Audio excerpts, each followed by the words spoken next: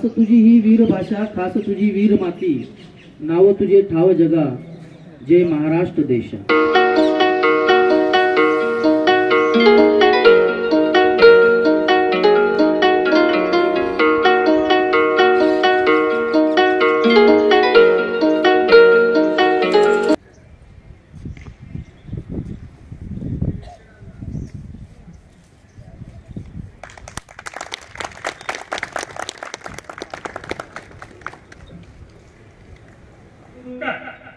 जनगण मन अधिनायक जय हे भारत भाग्य विधाता. मन की वीणा से गूंजित ध्वनि मंगलम, मन की वीणा से गूंजित ध्वनि मंगलम. स्वागतम स्वागतम स्वागतम स्वागतम स्वागतम स्वागतम स्वागतम स्वागतम स्वागतम स्वागतम स्वागतम स्वागतम.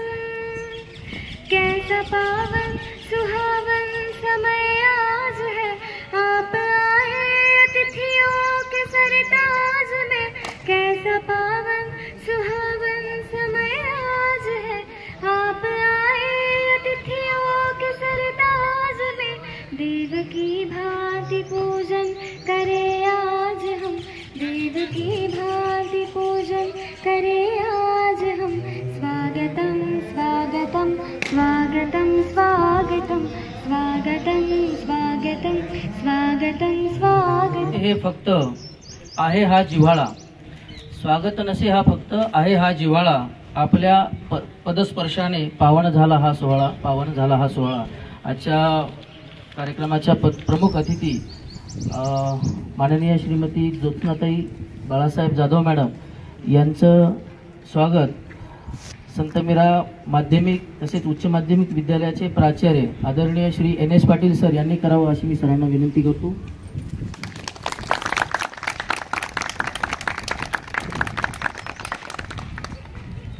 धन्यवाद.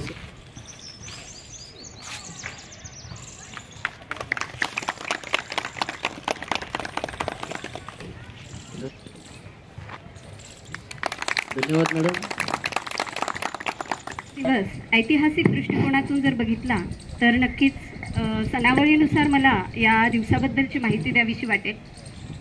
1 मे हा दिवस सर्वप्रथम कामगार दिन आणि जागतिक कामगार दिन म्हणून साजरा करण्यात येतो.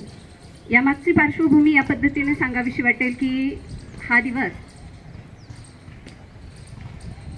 कामगारांना औद्योगिक क्रांतीच्या नंतर कामगारांना रोजगाराच्या संधी तर उपलब्ध झाल्या, परंतु कामगारांचे राजकीय म्हणण्याऐवजी कामगारांचे हे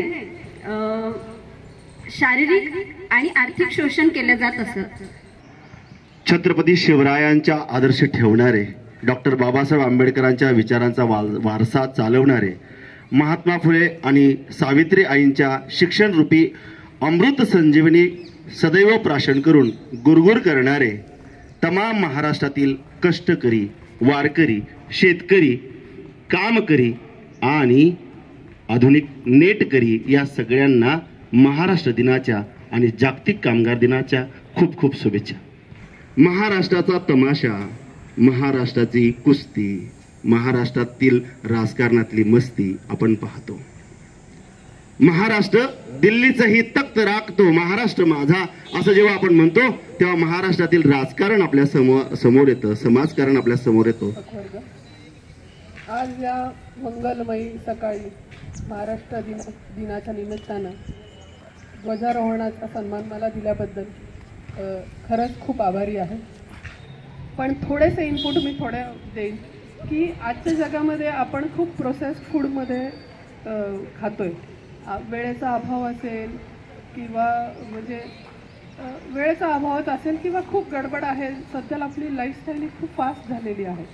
त्यामुळे मी म्हणेल की फास्ट फूड, प्रोसेस्ड फूड किंवा ज्या फूडमध्ये, ज्या अन्नामध्ये तेल, मीठ आणि साखरेचा वापर जास्त होतो असे अन्नपदार्थ आपण आपला परिवार आणि आपले जे विद्यार्थी आहेत, मला वाटतं नक्कीच सर आपला जे विद्यार्थी टिफिन आणत असतील त्यांच्याबाबत आपण मील प्लॅन करत असतो. त्याच्यामध्ये जास्त प्रमाणात सॅलड्सचं प्रमाण जास्त असावं, कार्बोहायड्रेट्स आणि साल्ट्स आणि शुगर ह्याचं प्रमाण कमी असावं. सेम गोष्ट आहे जर आपले कॅन्टीन्स असतील सर, स्पेशली कॉलेजेसमधले ज्या कॅन्टीन्समध्ये असतात ना, तर मी रिक्वेस्ट करेन की त्या प्रकारे आपले मेन्यू म्हणजे फॉर्म्युलेट केले जावे, जे की मुलांना जंक फूडकडे जास्त न वळवता प्रोसेस फूडचं प्रमाण कमी घेऊन त्यांना पोषणावर, म्हणजे आजकाल आपण पोषणावर कमी लक्ष दिलं जात आहे असं कुठेतरी वाटतंय. अन्न औषध प्रशासन महाराष्ट्र शासनामार्फत आजचे थोडं कम हे एक काय म्हणतात उपक्रम हाती घेण्यात आलेला आहे. तसेच नॅशनल लेवलला जो FSSI आपली सेंट्रल इन्स्टिट्यूट आहे त्याच्यामध्ये पण ईट राईट इंडिया अंतर्गत आपण विविध ईट राईट स्कूल्स, ईट राईट कॅम्पसेस, नंतर भोग म्हणजे आपले जे देवस्थानं असतात सर तिथे आपला प्रसाद मिळतो आपल्याला.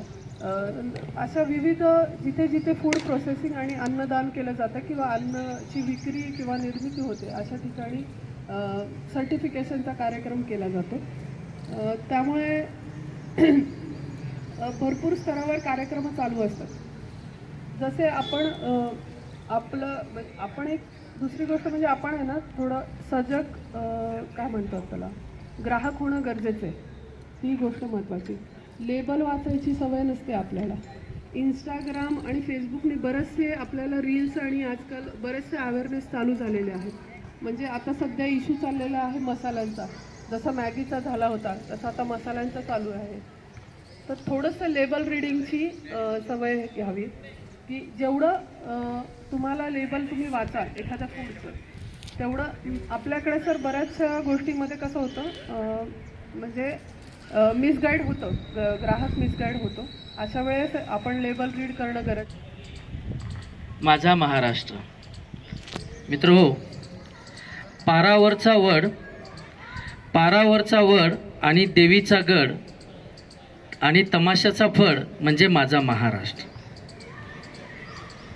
आंबा, फणस, साग आणि छत्रपतींसारखे माणसातले वाघ म्हणजे माझा महाराष्ट्र. छान सर. अंगणातील पवित्र तुळस आणि मंदिराचा उंच कळस म्हणजे माझा महाराष्ट्र. कपाशी, तूर, ज्वारी आणि पंढरीची वारी म्हणजे माझा महाराष्ट्र. कोल्हापूर वस्ती, मातीतली कुस्ती आणि राजकारणातली मस्ती म्हणजे माझा महाराष्ट्र.